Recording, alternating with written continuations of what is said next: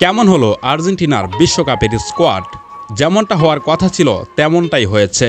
গোলকিপিং থেকে অ্যাটাক সব নিয়ে কথা হবে।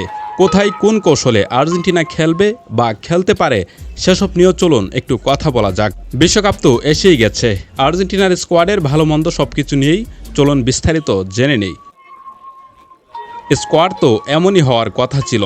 বিশ্বকাপে একটা দল ঘোষণা করা হলে তাই নিয়ে কত আলোচনা সমালোচনা হয়। আর্জেন্টিনার আজকের দল ঘোষণাতেও তার কোনো ব্যতিক্রম হয়নি। আলোচনায় থাকা বন্দিয়া, পাওলো দিবালা, ফ্রাঙ্কো মাস্তান্তনু, আলেহান্দ্রো গার্নাচোকে পেছনে ফেলে চমক দিয়ে দলে জায়গা করে নিয়েছে ম্যানুয়েল লুপেস, ভ্যালেন্তিন বার্কো, নিকো পাজ, হুলিয়ানো সিমিওনের মতো নতুন মুখ। তবে ইনজুরির কারণে কপাল পুড়েছে 2022 কাতার বিশ্বকাপ জয়ী অভিজ্ঞ ডিফেন্ডার মার্কোস আকুনিয়ার। বরাবরের মতোই আর্জেন্টিনার গোলপোস্টে থাকছেন অভিজ্ঞ কাতার বিশ্বকাপ জয়ী দলের মূল ভরসা এমিলিয়ানো মার্তিনেজ। অবশ্য তার সাথে ব্যাকআপ হিসেবে থাকছেন জেরোনিমো রোলি ও হুয়ান মোসো।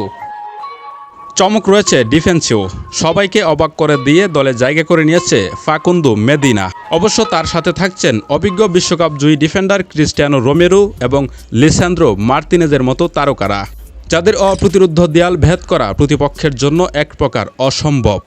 এবং তাদের সাথে রক্ষণ সামলাবেন অভিজ্ঞ Nicolas Otamendi, Nahuel Molina, Gonzalo Montiel, Nicolas Tagliafico ও লিয়ান্দ্রো বালের্দি।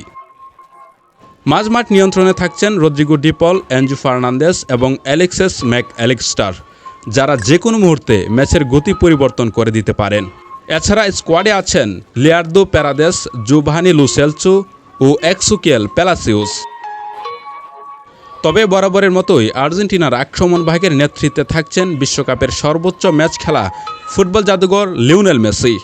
তার সাথে থাকছেন হুলিয়ান আলভারেজ ও লাউতারো মার্তিনেজ, যারা যে কোনো রক্ষণভাগ চূর্ণ বিচূর্ণ করতে সিদ্ধস্ত। উইঙ্গার হিসেবে আছেন নিকোলাস গঞ্জালেজ। তবে এবারের আক্রমণ ভাগে বড় চমক তরুণ তুর্কিদের অন্তর্ভুক্তি। মাঝ মাঠ ও আক্রমণ সামলাতে দলে ডাক পেয়েছেন ভ্যালেন্তিন বার্কো, নিকো পাজ, থিয়াগো আলমাদা, হোসে ম্যানুয়েল লুপেস এবং ওদিওমান হুলিয়ানো সিমিওনে।